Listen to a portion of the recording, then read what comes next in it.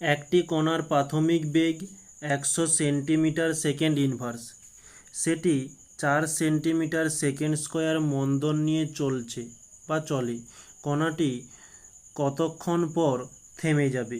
তো প্রাথমিক বেগ এখানে ইউ সমান বলেছে 100 সেন্টিমিটার সেকেন্ড ইনভার্স, বলছে 4 সেন্টিমিটার সেকেন্ড স্কোয়ার মন্দন, মন্দনকেও আমরা ত্বরণের মতো এ দ্বারা চিহ্নিত করি। এটা বলছে যে 4 সেন্টিমিটার সেকেন্ড টু দি পাওয়ার -2। ওকে, বলছে কণাটি কতক্ষণ পরে থামবে, মানে কখন জিরো হবে। প্রাথমিক বেগ আমাদের দেওয়া রয়েছে, অন্তিম বেগ জিরো, সেটা কত সময়ে হবে, মানে টি সমান জিজ্ঞাসা চিহ্ন। তো আমরা এখানে যে সমীকরণটি ব্যবহার করব, যে আমরা জানি ভি সমান ইউ মাইনাস এটি।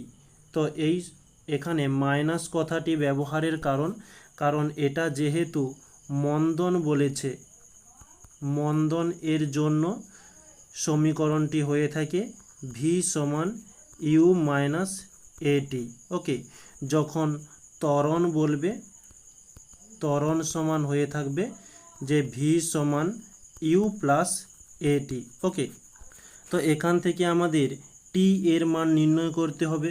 তো এই যে মাইনাস এটি রয়েছে, এটাকে আমি যদি উল্টো দিকে নিয়ে যাই তাহলে প্লাস এটি হয়ে যাচ্ছে। এই যে প্লাস ভি রয়েছে, এটাকে উল্টো দিকে নিয়ে গেলে মাইনাস ভি হয়ে যাবে। ওকে, তো এখানে একটু ক্যালকুলেশন করতে জায়গা লাগবে, তাই একটু এদিকে সরিয়ে করছি। বা টি এর মান নির্ণয় করব, টি থাকলো ইউ মাইনাস ভি যেমন আছে দিলাম, এ ওখানে গুণ আকারে আছে, এদিকে হলে ভাগ হয়ে যাবে। তো ইউ এর মান কত 100, মাইনাস ভি এর মান কত 0, বাই এ এর মান কত 4। তাহলে আমরা 100/4, তাহলে 4 দিয়ে দিলে 4 25-এ 100 হয়ে থাকে, 25 এত মিটার, এত সেন্টিমিটার পার সেকেন্ড স্কোয়ার। ওকে, এটি হচ্ছে আমাদের অ্যান্সার। ও আচ্ছা সরি, এখানে আমাদের যেহেতু টাইমের মানটা চেয়েছে, টাইমের একক তো শুধু সেকেন্ড হয়। ওকে, শুধু এখানে সেকেন্ড হয়ে যাবে। এটি হচ্ছে আমাদের অ্যান্সার। এখানে আমি ভুল করে এককটাকে একটু ভুল লিখে ফেলেছিলাম। ওকে, আমাদের অ্যান্সার হচ্ছে 25 সেকেন্ড।